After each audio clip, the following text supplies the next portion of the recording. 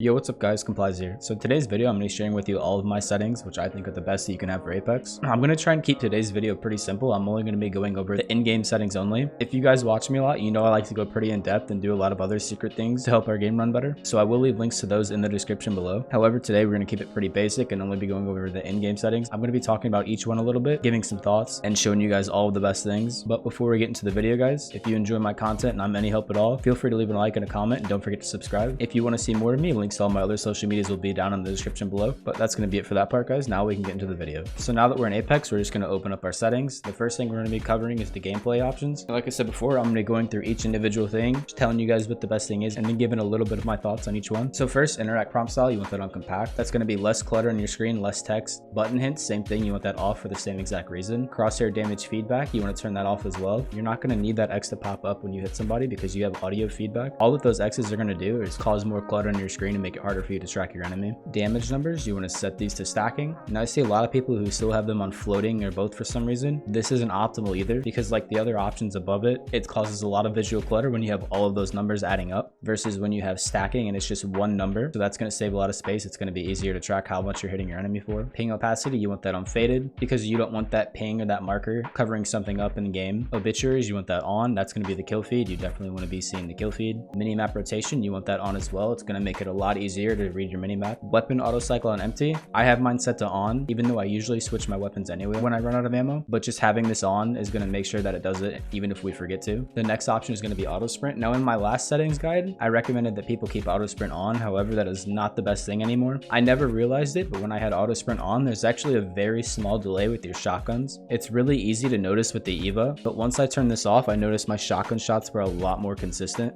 I'll explain this more in a future video, but for now, I'd recommend keeping this to off. It's better to have full control of your sprint. Double tap sprint, this is going to be a preference. Personally, I just like clicking it once. However, some people prefer to click it twice, but I have mine off. I think it's just a lot easier to hit it once. Jetpack control. Now I have mine set to toggle. I don't play Valkyrie a whole bunch, so if any Valk mains would like to chip in the comments down below and tell me what's best, please feel free to do so. However, I found it a lot easier on toggle. My B-hops are a lot more consistent that way. Like I said, I also don't play a lot of Valkyrie, but that's just what I have. Incoming damage feedback, I have that on 2D, 3D both. This is one that I haven't really messed around with, but I also haven't had any problems with it, so I just keep it on this. Taking damage closes death box or crafting menu, you definitely want this off, because say you're trying to get something out of a death box and someone shoots you, it's going to pull you out of that death box, which could mean the difference between getting an armor swap off or not. Pop-up, you want that off just because that's going to be more clutter and unnecessary text on your screen. Streamer mode, now this one's personal preference. I personally have mine set to off. However, this could be useful in ranked, especially in the higher ranks when you're going against really well-known players and streamers. This could help alleviate some of that anxiety when you see their name in the kill feed, but personally I just have mine set to off because that doesn't really bother me. Anonymous mode, I have this disabled. However, I will keep it enabled sometime if I'm getting stream sniped, which happens sometimes, but very rarely. Usage sharing, I have this set to disable just because I don't want respawn tracking me or getting any of my data. Performance display, you definitely want this on so that you can see your FPS and ping at all times, so that way you know if there's a problem. Club invites, I have mine on disabled because I'm already in a club and I don't like the notifications popping up on my screen. Now we'll go down to the accessibility part. Colorblind mode, I have mine set to off. In my previous video, I recommended people run Tritonopia because it gave you a yellow crosshair and also brightened up the colors in your games. But whenever you hit somebody for flesh, instead of the numbers being red, it's sort of a pinkish purple color now, which really throws me off and confuses me with purple armor. So I personally just have mine set to off until they implement custom crosshairs, which are coming soon. Subtitles, you want that off, less visual clutter. Subtitle size, don't have to worry about that since we have subtitles off. Accessible chat features, you want that off. Convert incoming voice to chat text off. Play incoming text chat as speech, you want that off as well. So now we're going to go over to the mouse and keyboard tab and I'm going to talk about sensitivities just a little bit. Now most of sensitivity is going to come down to preference. However, I do feel like there's a range that you should probably be in. I play on a pretty medium sensitivity for Apex. I play on 1.5, and for most people I'd recommend staying anywhere from 1.0 to 2.0 if you're playing on 800 DPI, because if you start to go too low, you start to lose out on that ability to micro adjust. But also if you go too high, it's going to be very hard to control and it's going to lead to sporadic and shaky aim. You can start with my sensitivity and work from there, but this is something that you need to try out on your own and find what works best for you. Now we'll go into the ADS mouse sensitivity tab. I have 1.1 on the 1X just because I feel like 1.0 is a little bit too slow for me, and then I gradually increase the sensitivity as I go up in optics just because I feel like the higher zoom optics are really slow. So like I said before, you could base this off mine, you can adjust it up and down whatever you need to, but just tweak it until you find out what feels good for you. So now we'll go down into the keybinds tab and I'll just scroll through and show you all of my keybinds, and then I'll explain a couple of things that I think you should have in here. So right now I'll start scrolling and show you all of my keybinds.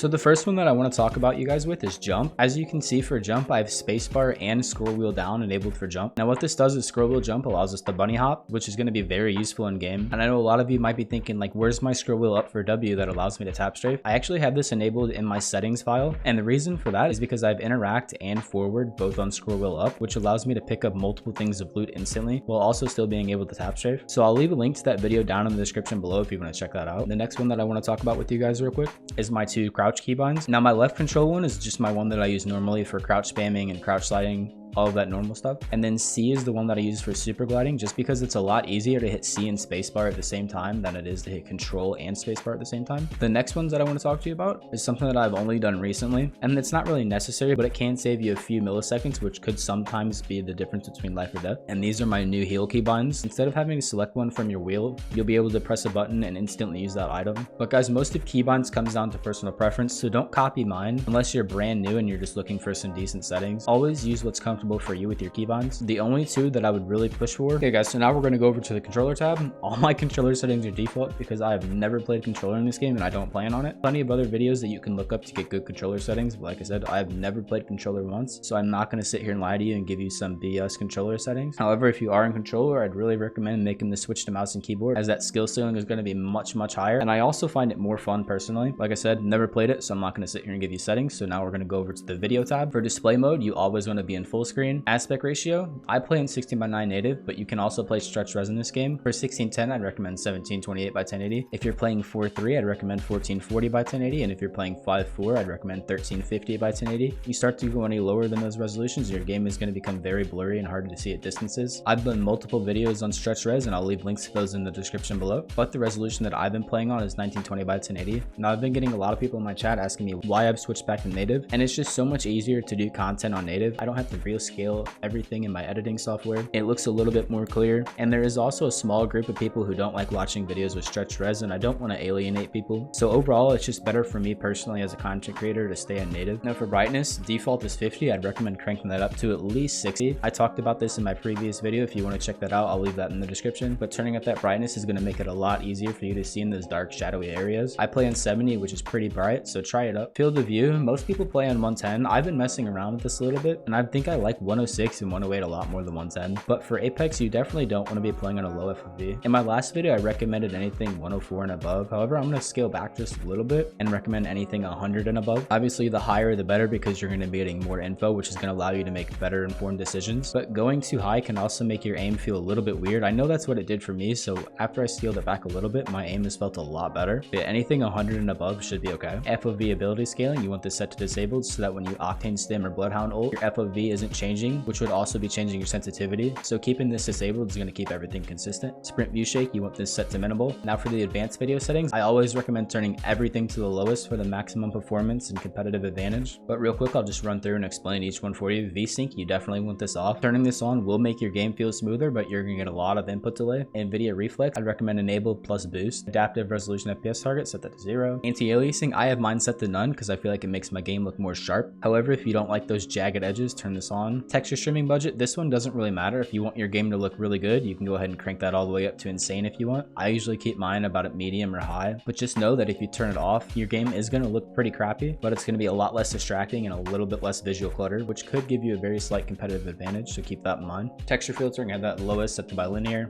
Ambient occlusion, have that disabled. Sun shadow coverage low. Sun shadow detail low. Spot shadow detail disabled. Volumetric lighting disabled. Dynamic spot shadows disabled. Model detail low. Effects detail low. Impact marks disabled, and ragdolls on low. And like I said, for most of these settings, you do want them on the very lowest because Apex is already pretty hard to run, so you want every frame that you can get. But feel free to mess around with the anti-aliasing, texture streaming budget, and texture filtering and get that to a spot that you like, because those 3 settings don't really affect your FPS too much. However, those are the only 3 that I would really recommend messing with. So now we'll head over to the audio tab. Master volume, I have mine set on 10 just because I'm doing a video right now. However, I usually play on 70, which might be kind of high for some people, but the audio in this game is pretty bad, so I have to crank it just so I can hear those footsteps. Voice chat record, you definitely want push to talk on and have it on a keybind that you're comfortable with so that you can use it when you're in the middle of a fight. Don't use open mic. No one wants to hear you eating chips in the background or a screaming baby or a barking dog. That will usually result in an insta mute if you get into a game with me and you're like that. So yeah, keep push to talk on. Open mic record threshold, this is going to vary from person to person and it only applies if you're using open mic, but this is where you can adjust it so that it cuts out some of that background noise, but it's not going to cut out all of it. Incoming voice chat volume, this is going to vary for you and your PC and your sound settings. I have mine set to 100 and I think most people will probably have it set to there as well because the voice chat in game is already pretty quiet, but if they're too loud, you can't turn that down a little bit. Sound effects volume, I have that set to 100. Keep this set to 100. Don't adjust this here. If you need to adjust any volume, you adjust it up here in your master. Dialogue volume, I have mine set to 50 so that voice lines in game aren't screaming in my ear, but they're still going to be loud enough for me to hear things that they call out like third parties, ultimate abilities, etc. Music volume, you definitely want this set to 0. This is going to make it so that there's no music when you're flying in. If you have that music on, you could miss a footstep of a person that you didn't see dropping if they're in the same building or the building next to you. So don't take any chances, turn this off. However, lobby music volume, you can turn that on. You can put that on whatever number you want. I just have mine off because I'm usually playing my own music anyways. Sound and background, I have mine turned off just because if I'm tabbed out, I don't want to hear the game. Incoming text chat as speech, I have that set to off. Convert incoming voice to chat text, I have that set to off as well. But guys, that is going to be it for me and that's going to wrap up this video. I hope that these settings can help you. I hope it can get you a little bit better performance in game. I've been using these settings for a long time and my game runs very nice, so I really hope that it can do the same for you. If you found this video useful and you enjoy my content, please remember to leave a like and a comment, guys. It helps out so much you don't even know. Don't forget to subscribe and hit that notification button as well so you don't miss any more future videos. I'm going to be uploading about twice a week. I usually do educational content, so you guys don't want to miss that. Links to all my other social medias are down in the description below. I have Twitter, Instagram, TikTok, a growing Discord, so if you have any questions or if you're looking for people to play with or just a cool place to hang out, my Discord is the spot. But most importantly, guys, please be sure to follow me on Twitch where I'm streaming Apex almost every day now. But that is going to fully wrap up this video, guys. I really hope you enjoyed it and I hope it can help a lot of you. But yeah, guys, that's it. I hope you have a great rest of your day. Peace.